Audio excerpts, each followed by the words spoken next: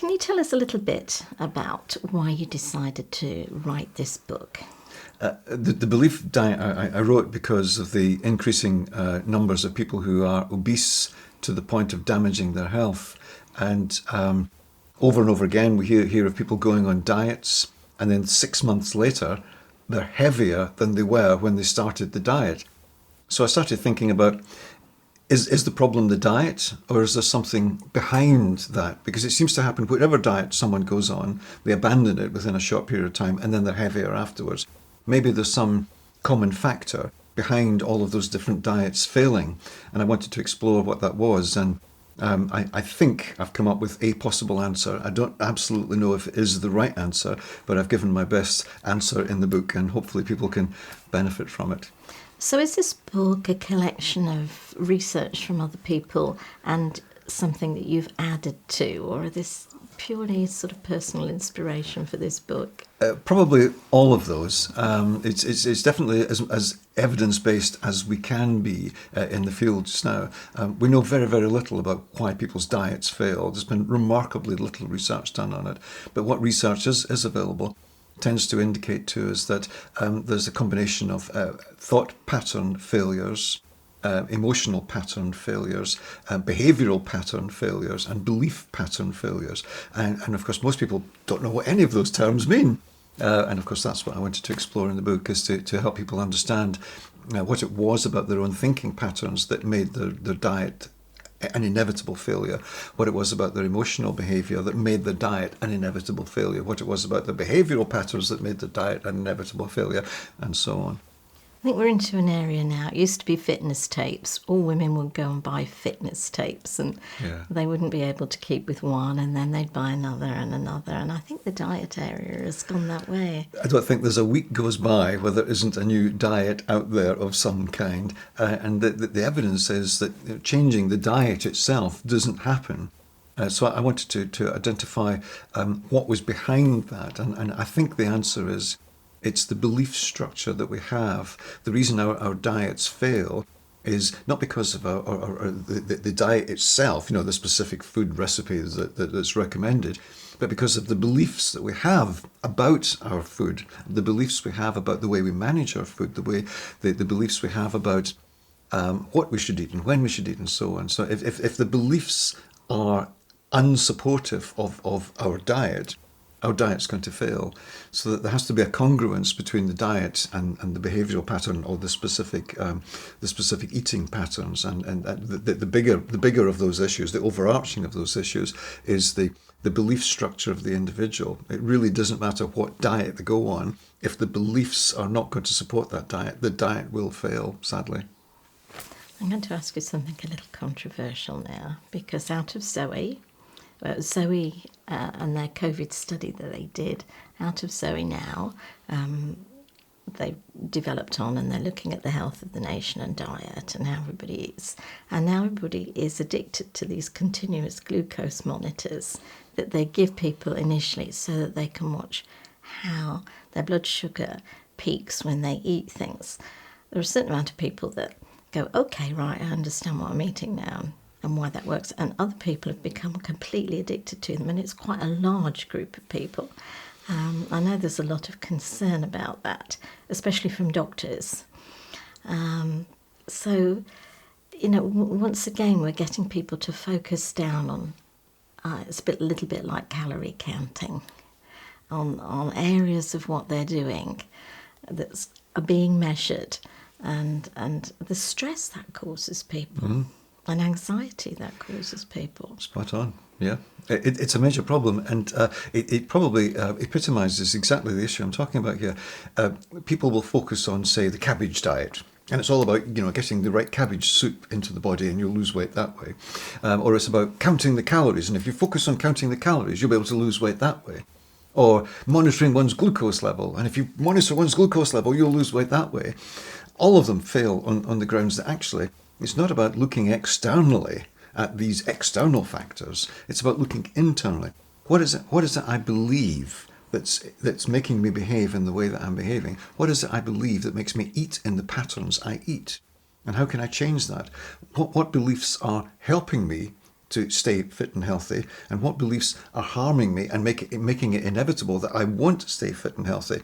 I think until people actually analyse their beliefs and understand their beliefs and understand how to control their beliefs, all of these superfluous fads are just going to get people obsessed and upset, and then they'll wonder why it doesn't work 6 months later, and they'll be heavier 6 months later. And failing. And failing, sadly. Yeah. So tell me what you feel is the cause of the cause of the cause that drives us into doing things that we know and understand are not what we should be doing, but we're compelled. It's a great question. You basically say, what is the apex problem? There's a problem, but we thought previously it was calorie counting was the apex, and then we realised actually it's not. And then we thought it was something else, and then something else. The actual apex problem, I think, is our belief structure. If we have disempowering and dysfunctional and counterproductive beliefs about eating healthily, we are going to eat unhealthily. We're not going to eat the appropriate way. We're not going to eat the amount of food we need. We're not going to take the appropriate exercise. If we have appropriately empowering beliefs, we're going to regulate the amount of food we eat and balance it with the amount of calories we expend, the amount of exercise we get. And we're going to find it easy to, for instance, engage in intermittent fasting. We're going to be able to say, well, today I'm going to not have breakfast. And I'm okay with that. Yes, I'm going to feel my tummy rumbling and it's going to be a little bit uncomfortable, but I know it's really, really good for me. And because I believe it's really, really good for me, I'll feel good about doing that, even when I'm hungry, to the point where people reinterpret. If people have the right belief structure, they will reinterpret their hunger pains, rather as being something uncomfortable, they reinterpret it as something constructive. Oh, I'm hungry. That means it's working. Fantastic. So if we get the right belief structure, we can totally reframe how we manage our diet, rather than thinking it's, in some glucose measure or some calorie counting measure or some cabbage diet or some ketone diet or some today's fashion, substitute whichever fashion you're focused on right now. So it's learning how to take control of behaviour and what drives our behaviour by giving ourselves another belief, a more positive belief.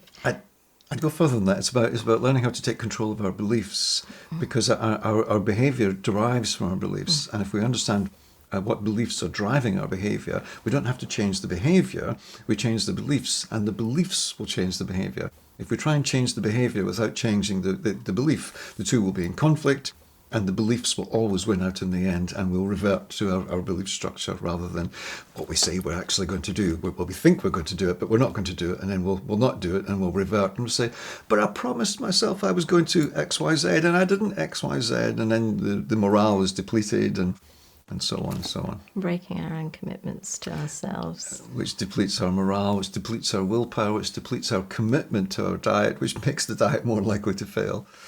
So I'm going to ask you about maybe some 4 examples here, and you might tell me that's as different. There are so many different reasons why these beliefs are the problem. But are there really any common ones? The ones people, the most people struggle with. Can you give us? Yeah, here's one that I think many people will relate to. It's comfort eating.